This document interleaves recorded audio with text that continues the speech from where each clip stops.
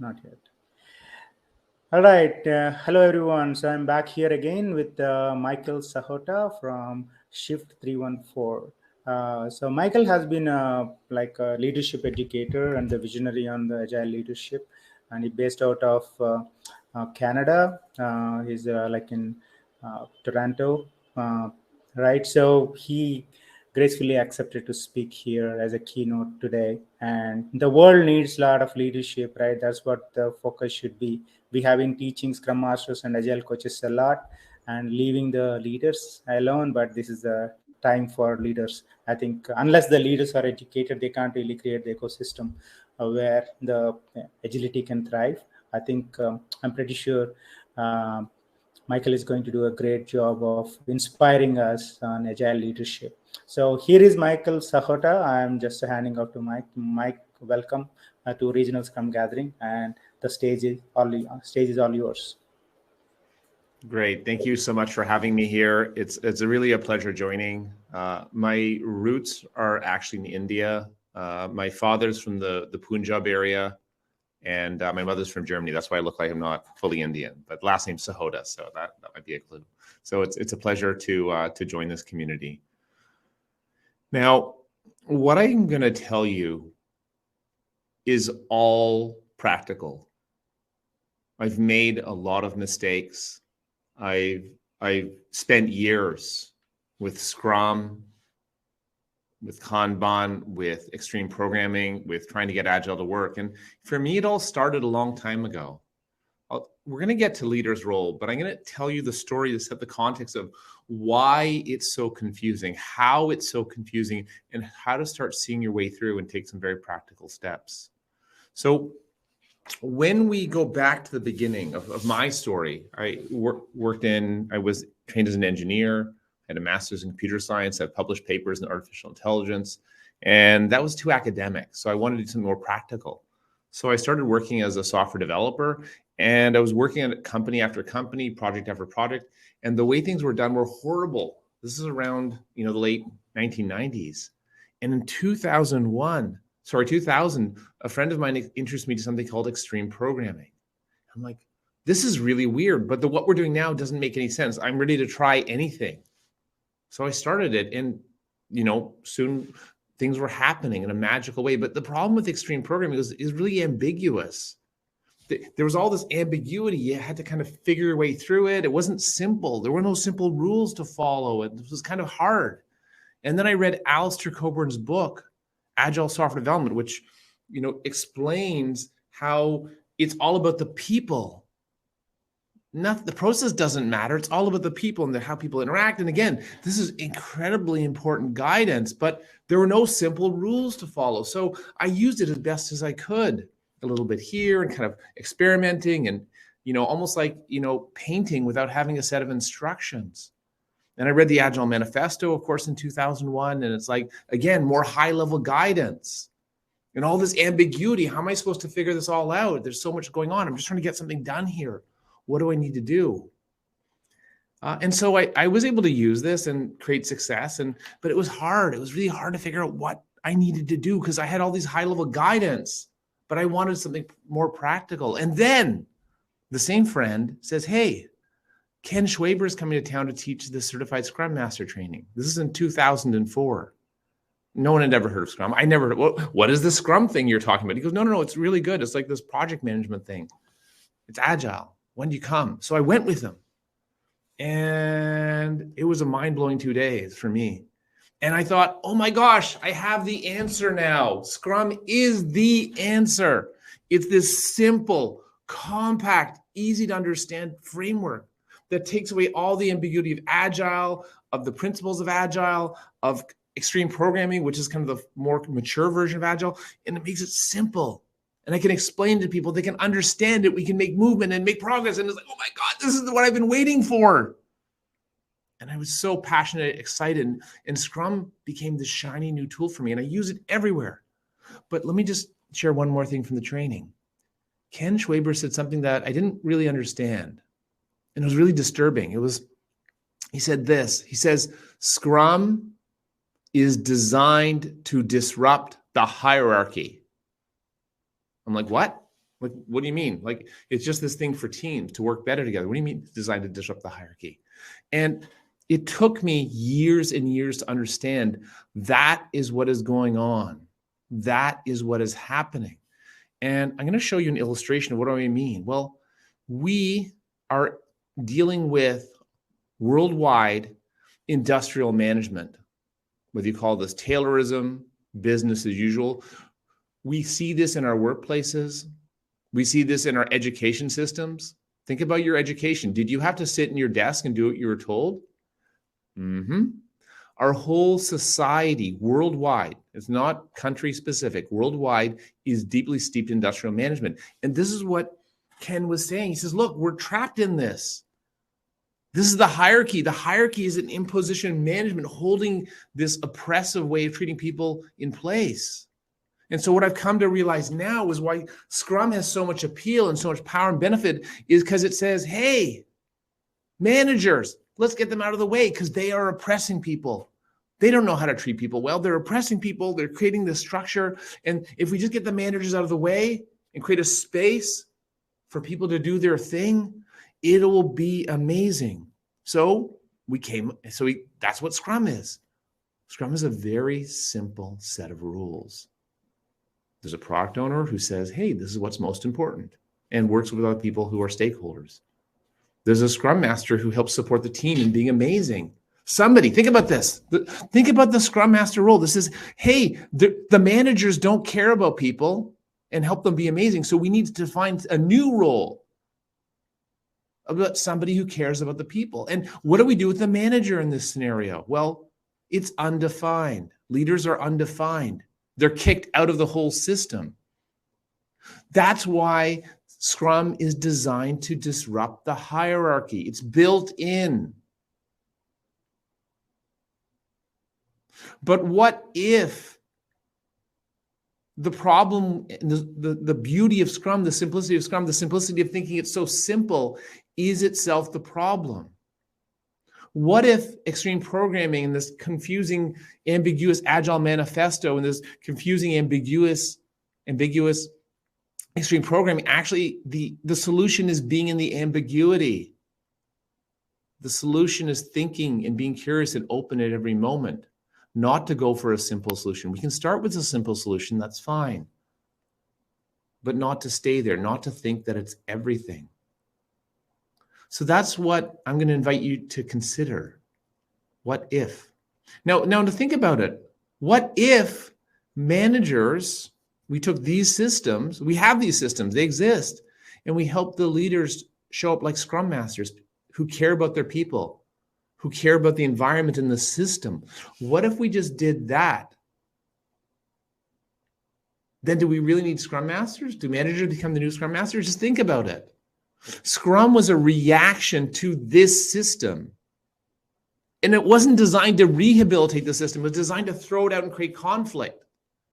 And that's why Agile was failing across the world. And so what happened is someone very smart, Dean Leffingwell, came up with SAFe. He says, well, Agile, the way it's done, disrupting the hierarchy won't work. Let's create SAFe, a version that doesn't disrupt the hierarchy, that keeps the existing hierarchy protected and winds and twists Agile and Scrum down to something that can be tolerated in these systems of industrial management. It was incredibly popular because most organizations in the world operate this way.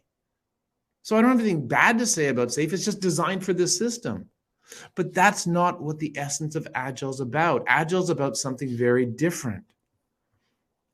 When we look at the core of what Agile, we're talking about a fundamental rethink to go back to the roots of what Agile really is about, what the core of success comes from. And we go to the manifesto. You've all seen this. And if we pick out a few important parts, what do we see Agile is about? It's about uncovering better ways, not just of software, but about delivering projects and being successful. What does uncovering better ways really mean?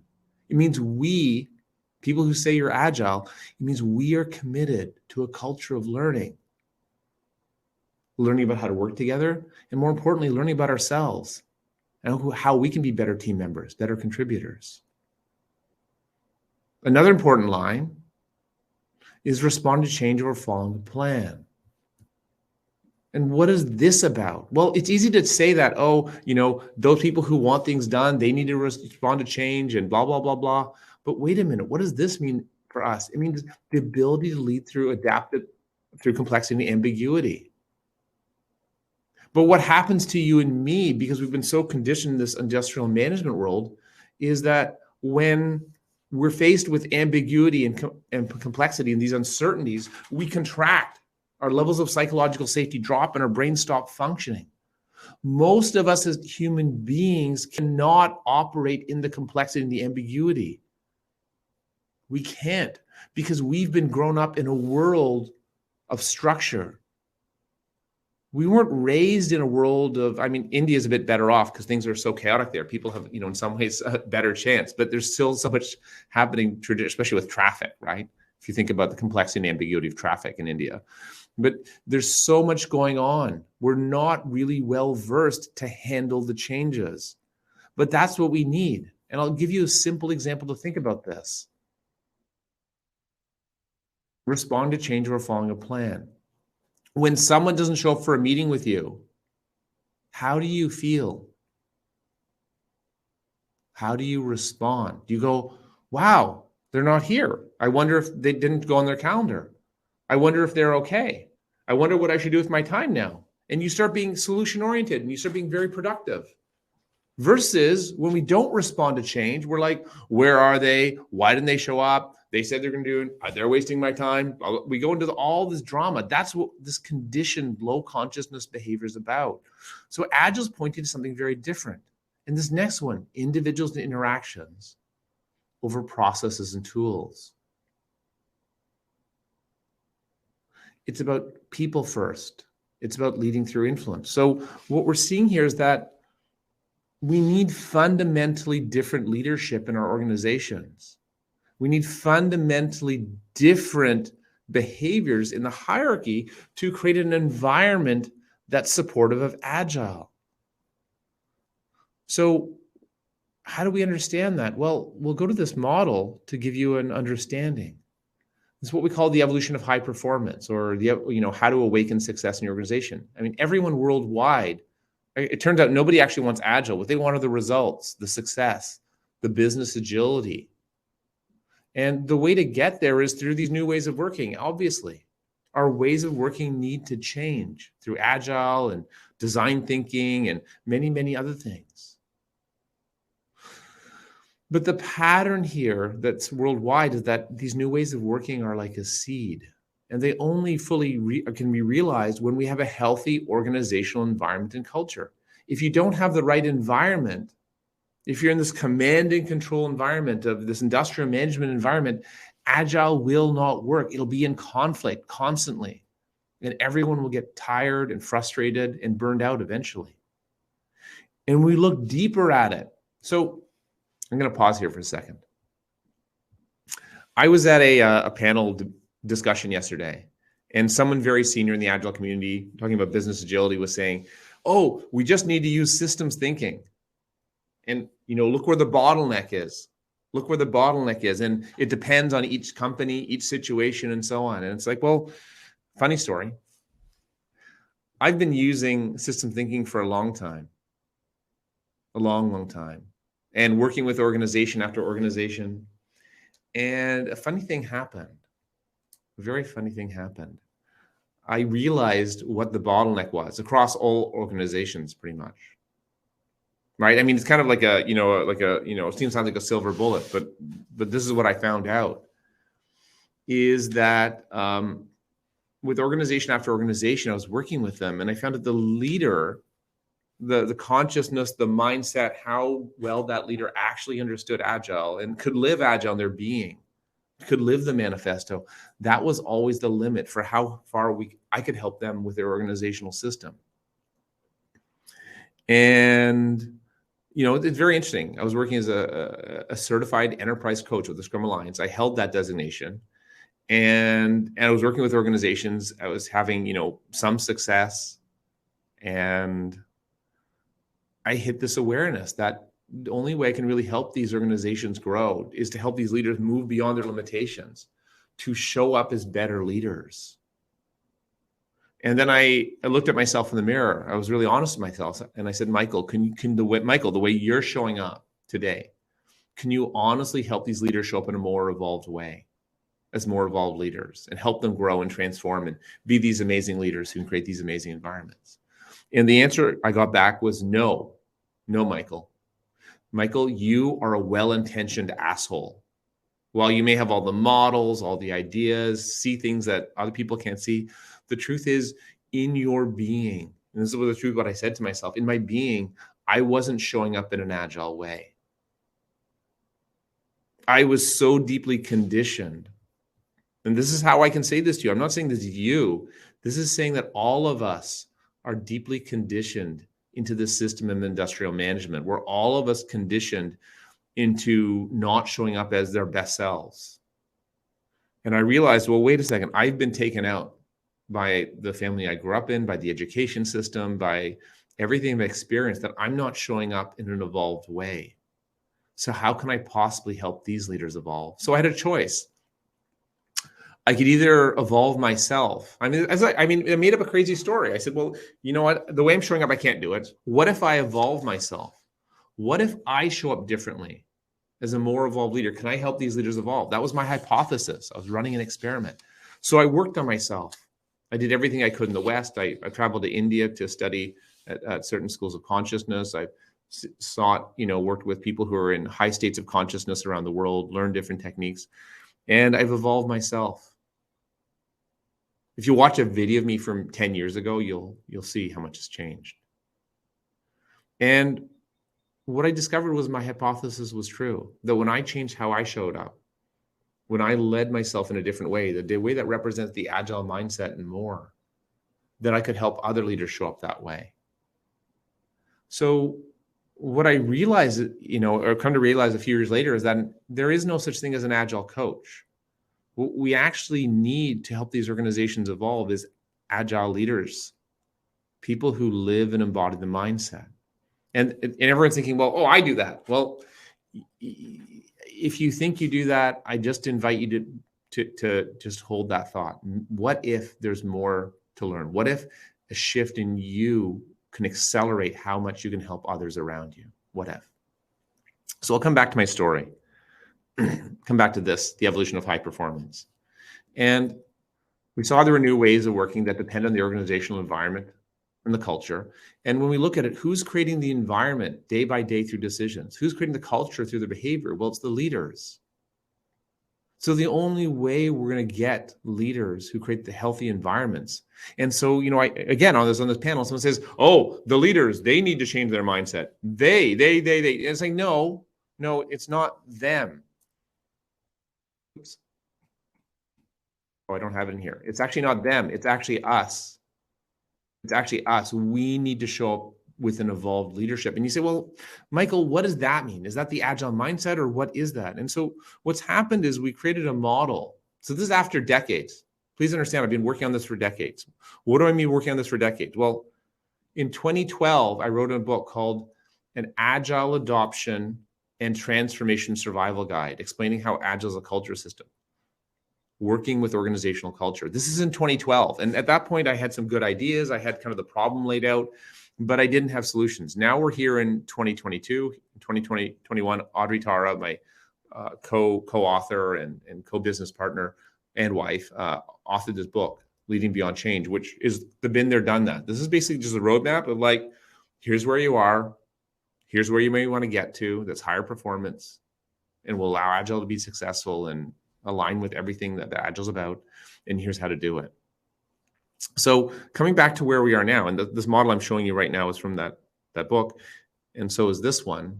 These are all elements that I'm sharing from that book. Some of this is on our website, and you're welcome to access there through blogs and so on. But essentially what we've understood is that this world of industrial management is operating over on this side. It's this traditional business. And this is what's going on worldwide, organization after organization. That organizations are seeking how to break out of this industrial management where leaders are addicted to the command and control habit, where there's oppression, where there's massive hierarchy telling people what to do. And the solution is not to get rid of the hierarchy, because if we get rid of the hierarchy, people still have the same mindset. They still have the same consciousness. The solution is that we need to shift to a more evolved systems where people are functioning very, very differently, where people are showing up their best, they feel safe. And what this map is showing you is there are multiple levels. There's how do we understand reality? There are many, many layers that need to shift within organizational functioning. How do we understand reality? What is truth? How are leaders functioning? How are they using power? How are people being treated? What's happening with our organizational culture? How are we approaching organizational change? And how do we think about our results within our organizational system? So there's a multi-dimensional shift. Shifts are needed at every single level here. That's why it's not a simple problem. So I'm looking for the simplest solution. There's a saying in extreme programming, use the simplest solution that can possibly work.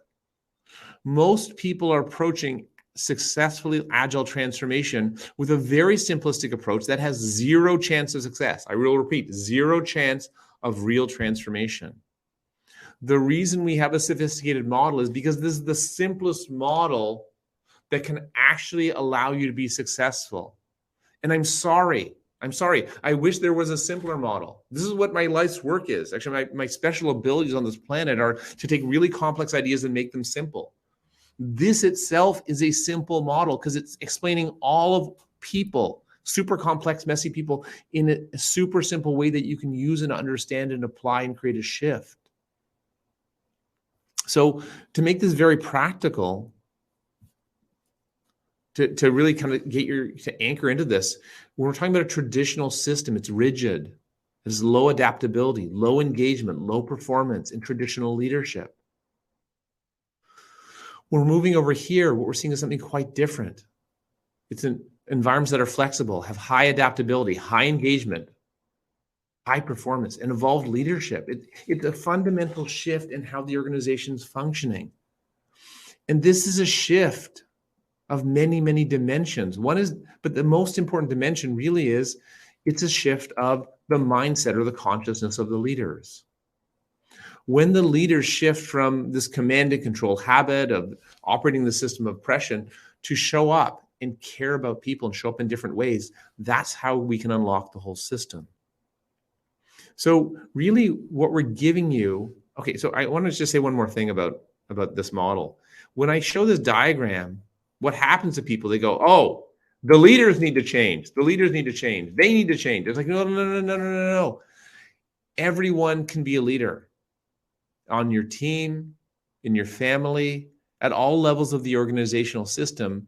We have some ability to create change around us. If you think it and you want somebody else to lead, you're missing the whole point. What we're saying is that you, as a leader, whether you're a coach, a scrum master, manager, director, vice president, you can create change at your level. It's not about other people having to change. You can create a local environment because culture is a local phenomenon. You can create that shift. So what does this very practically mean for leaders?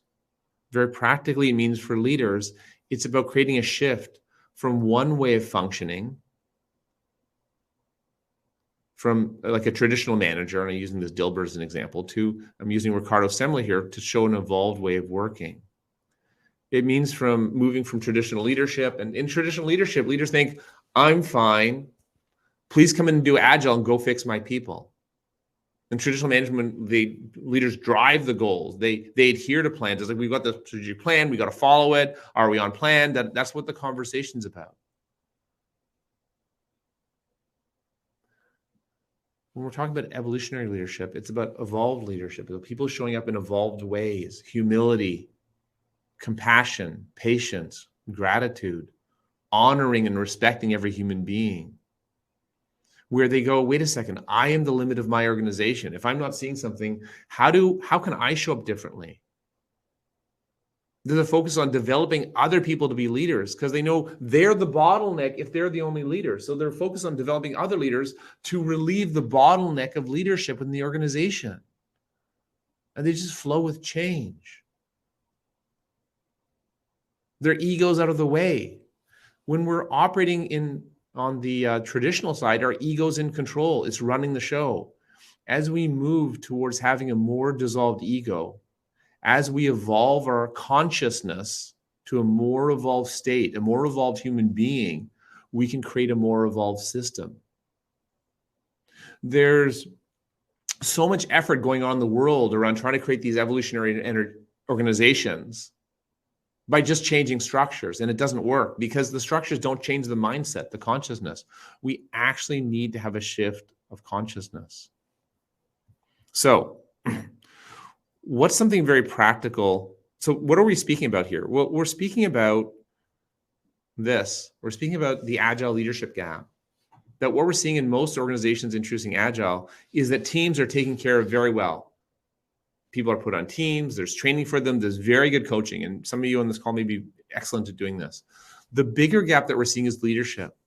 Leadership getting lost behind, or inadequate training or inadequate support, and effective training and coaching to give them this evolutionary mindset. That's what leaders need. That's what our work is all about. This is what we do. This is our special. We're not focused on training teams. That's many other people can do that. This is what our unique gift to the world. So the most important role for leaders is to be an evolutionary leader. So I'm not, again, some people are still adhering to this notion of servant leadership, which is a wonderful concept created 50 years ago. That's perfect for that time, but it's not going to get us where we need to go. What we need are evolutionary leaders, again, at all levels. And this is what I was sharing earlier. The consciousness of the leader is the limit of the organization. This is what my realization was. And the consciousness of your change approach is limited by the consciousness of the people leading it. So there's a shift needed. So we're inviting you to retire servant leadership, to honor and carry forward what's valuable from that. Many, many good things there.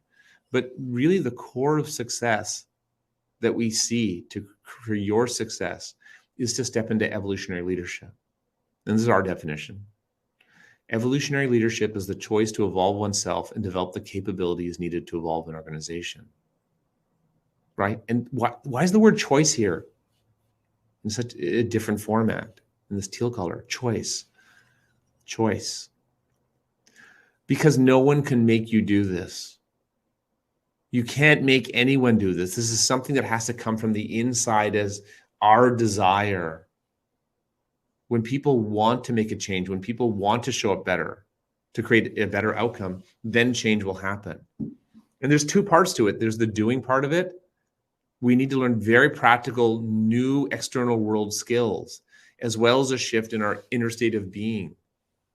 Inner state of being the curiosity, the humility, the dissolved ego to allow us to create other leaders. But we also need the doing. How do I navigate the paradox of power? How do I let go of the command and control habit? How do I repurpose, instead of focusing on goals, focusing on developing people? So there's a whole repatterning and different set of skills and practices needed there. All right, so we went through it. Oh, sorry, I'm going off script, so I just want to go back.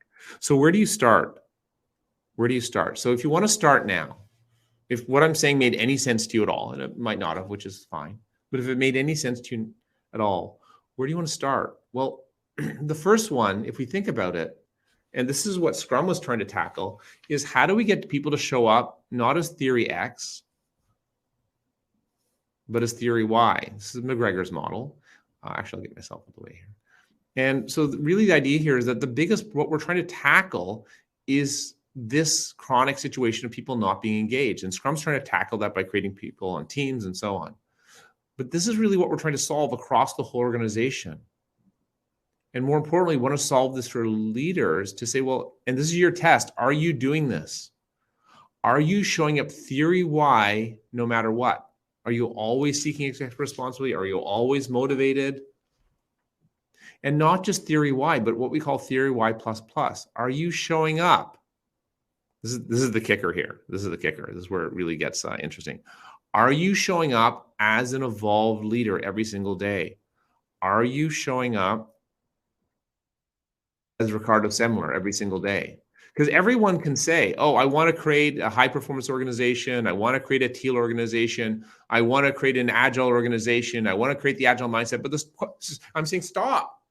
Are you showing up that way today, in every moment, with every breath you take, with every action, with every email?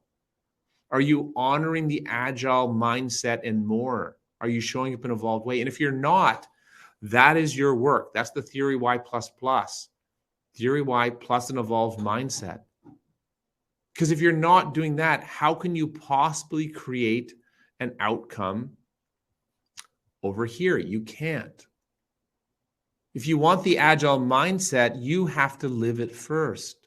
These are just the laws of physics. Like I'm not trying to be mean about this. I'm just explaining the laws of physics. And you go, oh, I'm really good. I'm fine. I'm a good collaborator. It took me years for me to admit I was a terrible team collaborator. Terrible, horrible. I mean, there's teaching people how to collaborate on teams. I was fine teaching, but me, myself personally, working with other people on teams, I was terrible at it. And it took me years to admit it. Now, why is that? Because we are trapped over here in the traditional world where our ego is running the show. It's lying to you. Your ego's lying to you. It's telling you you're fine. You don't need to change. You're good the way you are. That's what your ego tells you. There's a psychological term for this called illusionary superiority or cognitive bias. That's what it's speaking to. And this is what the starting place of the journey is, to overcome this and say, wait a second. Yes, there is work for me to do to show up in a more responsible way. There's work for me to show up in an evolved way to create an evolved outcome. So it's one practical step. Actually, the most important step. The second step is to change the conversation to business agility, to create an environment where people are speaking about something more. So this is a free tool that you can use for up to 30 people. It's what we created to check, where are you on your journey from traditional to evolutionary? So we created this survey to capture this through these 5 dimensions. What's happening in your organization around employee focus? What's going on with situational outlook? Are people really looking at the truth? What's happening with organizational outcomes? How are they viewed? What's going on with the learning mindset? And this is really actually a really important one, alignment. What we're seeing today as we get results with real organizations, alignment is usually the worst place. Alignment between teams, alignment between groups, alignment between layers of the hierarchy. And this is just showing you, all of this is showing you exactly where your organization is on its journey from tradition to evolutionary. So it's very, very powerful to switch up the conversation from this very immature conversation, are we doing Scrum right? Are we agile? How agile are we? To a real conversation of where are we on our journey towards high performance, to creating organizational success, which is why people want agile in the first place. So that's there if you're interested in that. The next one I'll share with you, and I got a QR code, is to facilitate sharing power. Facilitate sharing power. Why? Because industrial management is around control of power. So the way to start hacking into industrial management is to be effective in figuring out how to share power. So we've created a technology, and it's actually free to use. That's what the QR code is for. It'll give you a free online tool. You can get this on your phone. Let me see if I can pull it up here. Yeah, you can get this on your phone. So the cards that I'm going to show you, you can just get them and slide them back and forth and use them that way. All right. Anyway, so what is this technology? Decision cards is this very powerful tool that we've created to support. Again, I created all these out of necessity because I needed a way to help myself and help others go on this journey. So really, it's every time there's a decision, I'll give you the super short version. There's a lot more to say about this. It's actually all in our book, Leading Beyond Change. But every time you make a decision, or there's a decision to be made at a team level or between different groups or layers of management or with someone who reports to you or your boss, you can say, well, whose decision is this? Is it that I decide? Everyone involved can say, well, do I decide this by myself? Do I decide this after seeking advice from others? Do we decide together as equals and we have equal power and equal authority? Or does someone else make the decision and I just have some advice to give them, which they can take or not, or just let me know what's going on? So what these cards do is it allows you to crack what we call break the command and control habit, kind of hack into the matrix of power that's holding that organization in place. So everything we're sharing here, and I'm going to speak to you about the journey ahead. What does this journey look like? It's an invitation to change makers who want to change reality, who want to step out of this matrix of command and control we're in to create an extraordinary future. If you think of the movie The Matrix with Neo, the first part is, well, waking up and realizing, wait a second, there's something going on here. I'm stuck in this matrix. And it's like we're a fish in the water. It's like we're a fish in the water. And when we're swimming in really dirty water, we can't really see how dirty it is until we get a moment of saying, wait a second, it could be different over here. Yes, things are not so good over here. There's something quite different out there. So everything we're sharing with you here is part of what we call the self framework, this journey from a traditional organization to evolutionary. How do you take that journey? And this self framework is what we've created. Oops, you can't see my slide. There we go, that's better. So the self framework, let me go back. So everything we're sharing with you is how to create an environment that's agile friendly. That's really how I started this goal, and realized that agile's part is just one way to approach things, one way to think about it. And if we actually want to be successful with agile, we have to open our minds to a bigger world. I'll repeat, to be successful with agile transformation, it requires that you open your mind to a bigger world of leadership, change, and organizational transformation. That's what we're speaking to here. So what ended up being created, and again, we never planned to create this, it just emerged, it just was a happening, is what we call the self framework, the Shift 314 Evolutionary Leadership Framework. Now, it's a framework because it gives you what? Well, it gives you the ability to understand the organizational DNA. Could be your team, your department, your group. What is the organizational DNA, and how to start evolving it? How to start evolving it. It's teaching an evolved approach to change that will allow extraordinary change to happen. Now, it moves beyond the usual, beyond the tactics, beyond the strategy, to also look at leadership and culture in an integrated perspective.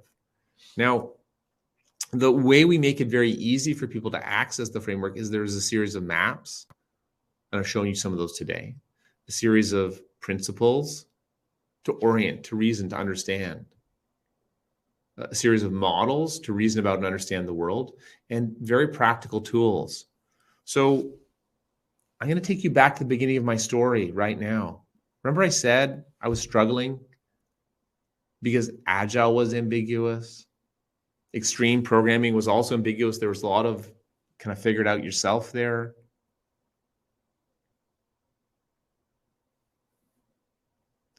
And I love Scrum because it was so simple. But when in the simplicity to get started, that's wonderful. But it won't take us the whole journey. We actually need the ambiguity. We actually need a way to start navigating the ambiguity.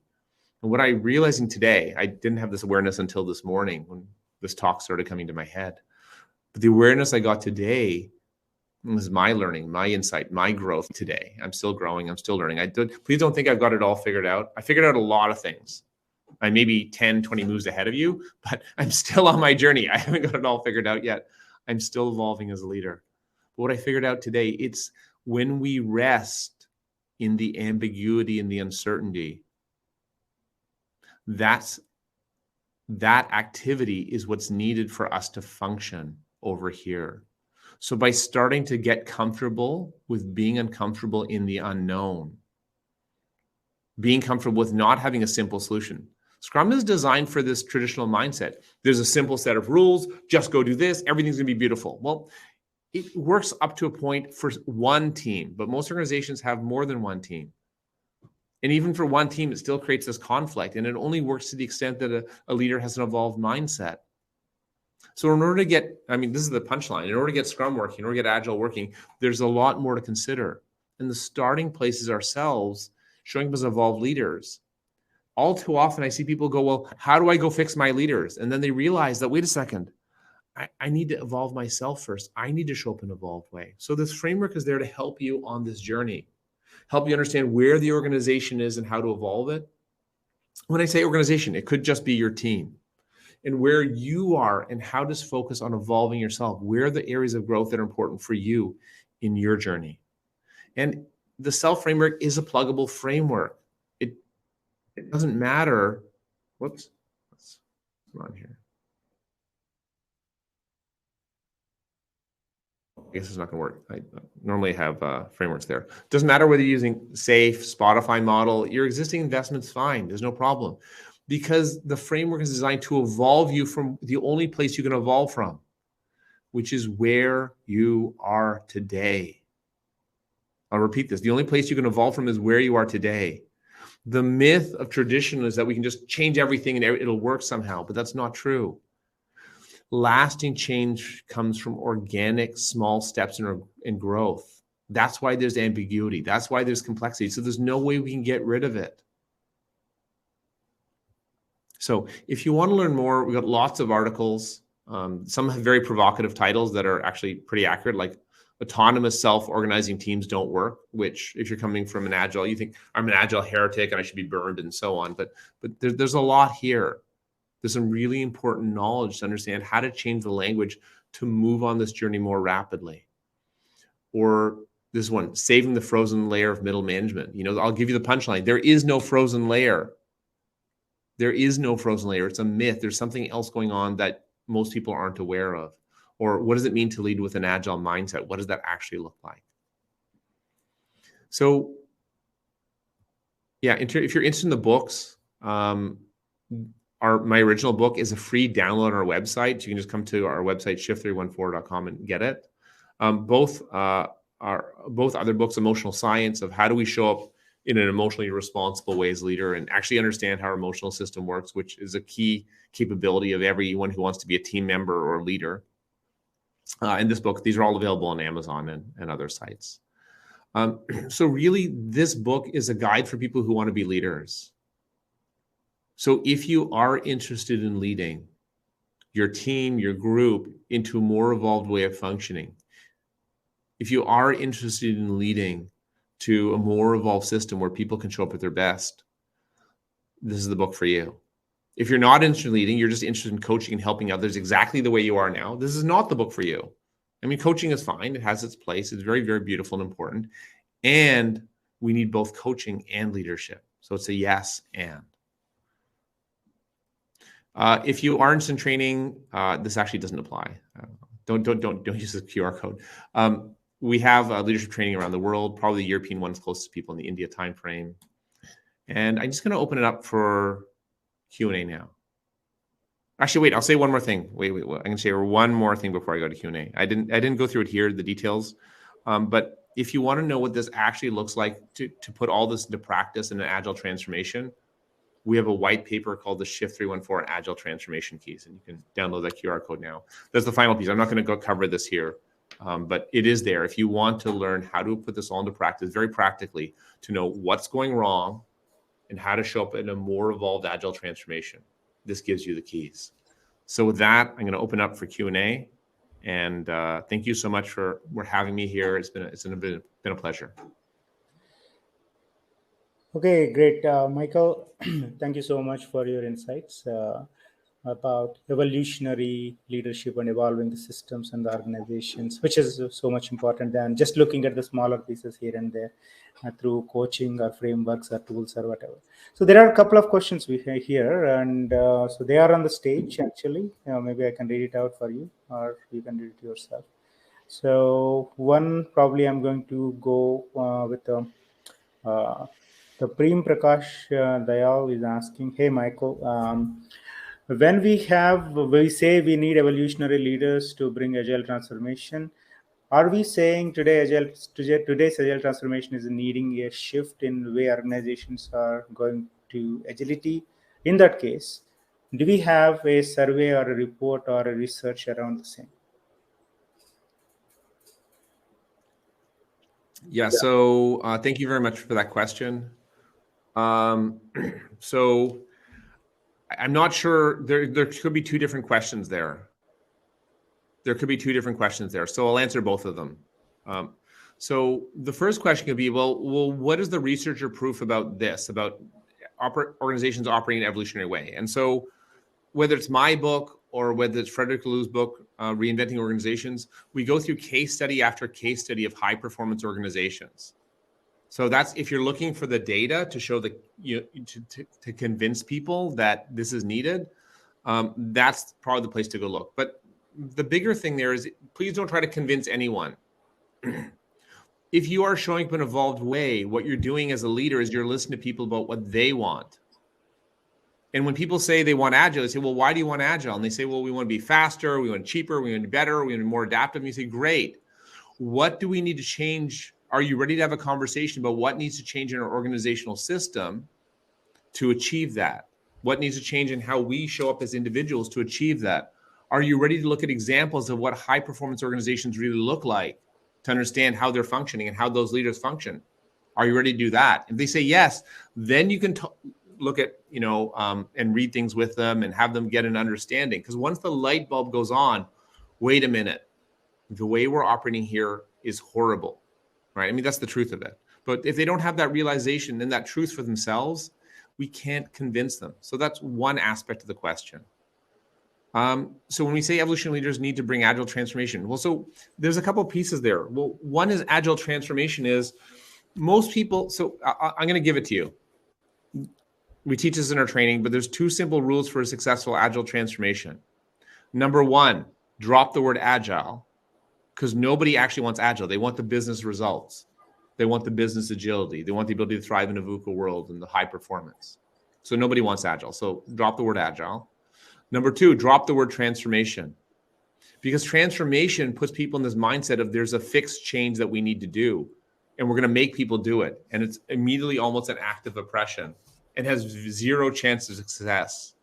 So, that's what I'll say about Agile transformation. So, evolutionary leadership, I mean, the whole premise, the whole structure of the book and our work is to tell people, don't believe us. Just look at what we're saying and see for yourself. Does it match your experience? So that's the first question. Yep, thanks for answering that, Michael. And I have a second question from Venkatesh Rajmani. Do evolutionary leadership come from upbringing? In other words, is that not an innate ability? What are the chances of someone to develop evolutionary personality if that is a trait? Okay, yeah, that's great. So that is a beautiful question. Thank you so much. So let's just be honest. I'll tell you my story. The story I was telling you, how was I showing up as a leader? Where was I showing up in my story? I was showing up over here. I was the well-intentioned asshole. I wasn't curious. I didn't have humility. I was showing up over here. Now I'm showing up, I don't know where I'm showing up, further along the spectrum, maybe here. There's a lot more to go on my journey. But what I can say is every step I've taken on the journey, I've created better success, better results, felt better, more inner peace, more calm in my system, more connected to the authentic truth of who I am. So there are people who tell you, oh, this is your personality. You're like this. You can't change. Our society has lied to us. You've been lied to us. You've been told by the society you've grown up in that you cannot change. The reason we are here teaching you this model, showing you this path, is because it is possible.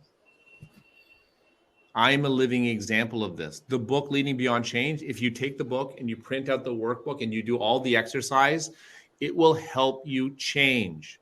It will help you. The only thing, you only need one thing. You only need one thing to be successful. Does everyone know what that is? There's only one requirement to be an evolutionary leader. What is that? What is that one requirement? It's right here. Evolutionary leadership is the choice to evolve. As soon as you say, yes, this is what I said. I said, yes, I am ready. I realize I'm the problem and I can be the solution. Yes, I realize that to create the results I want, I need to show up differently. To help these leaders, to help these people show up differently, I need to show up differently. I can't have them show up differently unless I'm doing that first. Once you have that realization, you have that desire, and you make that choice in your system, you will grow. I promise this. When you make that choice, you will grow. You know why? Because it means you've gotten out of the trap. You've gotten out of the trap of believing, what's the trap? The trap is over here. I am fine. I'll show you this again from this other slide. This is the trap. I'm fine right here. Once you get out of that trap, I'm good, I'm fine, just give me some knowledge, just give me some skills, but otherwise I'm okay as a human being. I'm good. Once you get out of that trap and you choose to evolve, you will evolve. You'll put time in, you'll put energy in, you'll focus on that, and you will evolve. And we know this. We train thousands of leaders around the globe. And they've discovered that when they put effort into their evolution, they're more successful. When they use the tools of the self framework, they're more successful at work. Usually what happens with people who are using the framework is they get promoted within 6 months because they stop causing damage. We don't realize the damage we're doing showing up with this traditional mindset. We don't even know we're doing it. We've never been, and it's not your fault. You've never been taught. You've never been shown what's happening.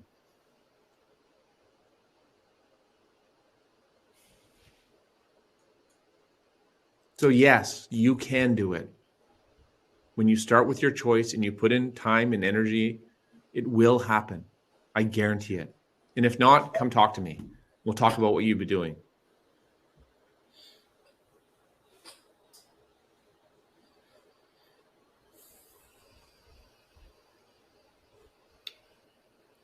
All right, ready for the next question, Michael?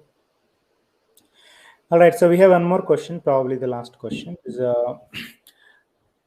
what should one do when they join an organization which is undergoing an agile transformation, but majority of the folks who work with you try to pull you back to their traditional ways of working? Or I should say they try to transform you rather than transforming themselves or the organization. Maybe it's just insight they're asking for. Yeah, so I'm just trying to think through this. Okay, so this is a really good question. So I guess, first of all, the first thing I'll say is you're normal. You're normal. Like, we are swimming in a world that's over here, right? So what you're looking for, and this is what a lot of people who use our work do, is they just focus on a small bubble, a small environment of pocket of goodness, whether it's like one team or one department or one group, and help create success there. Now, earlier I said show up theory Y plus plus no matter what, right? This model. And this is the hard work, to show up with an evolved mindset no matter what. Do you see what it says here? No matter what. Even if everybody else is over here, we show up in an evolved way no matter what. I'll tell you a story. I was working as a consultant in a telecom organization. And the whole organization's over here, the whole leadership, blah, blah, blah. It's pretty horrible. And I was getting discouraged because it's like, well, what can I do here? And I started to show up Theory X. I showed up to work as Theory X. I was honest with myself. I was showing up unmotivated. I was unambitious. It was too great. And I thought, well, wait a second. I'm not showing up. Let me show up this way every day, and let me find out what happens. So even though the whole environment was over here, I just showed up over here, and I just celebrated any success, any positivity. I didn't let the negativity take me out. I just showed up as best as I could every day as a beacon. And this is what the vice president of the group said to me. He said, I said, why do you still have me here? I don't understand what I'm doing. Like I'm adding value. I'm able to, do some things, but why do you still have me here? Like, you're paying me this money. Like, why do you have me here? He goes, Michael, you don't understand. I go, no, I don't understand. Tell me. He goes, Michael, you give people hope. This is what he said to me. This is many, many years ago. There's still a lot of asshole in my system. Still a lot of judgment and anger and frustration. But still, even then, many, many years ago, he said, Michael, you give people hope.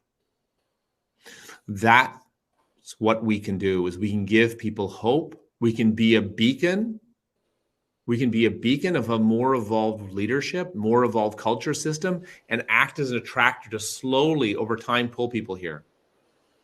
But if you can't deal with it, if the system is so toxic it's taking you out, you should leave, because otherwise you're just part of the problem.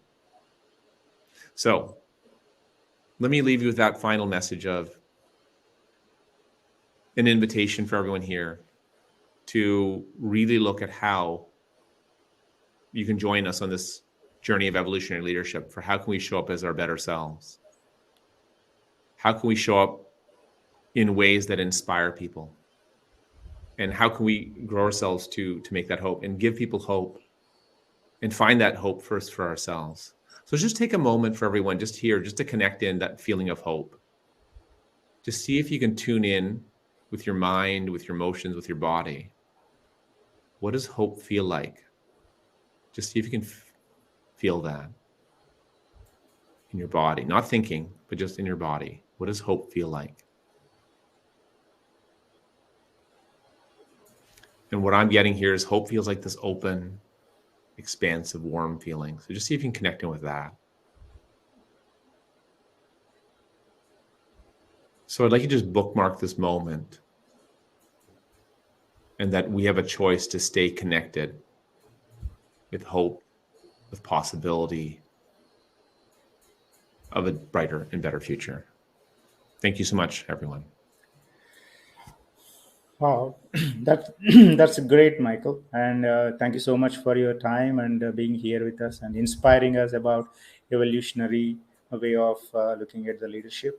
And so, and everyone, and please proceed to the next sessions, which are going to start in a couple of minutes. And at this point, we are going to say sign off, myself and Michael, and see you guys later. Bye bye.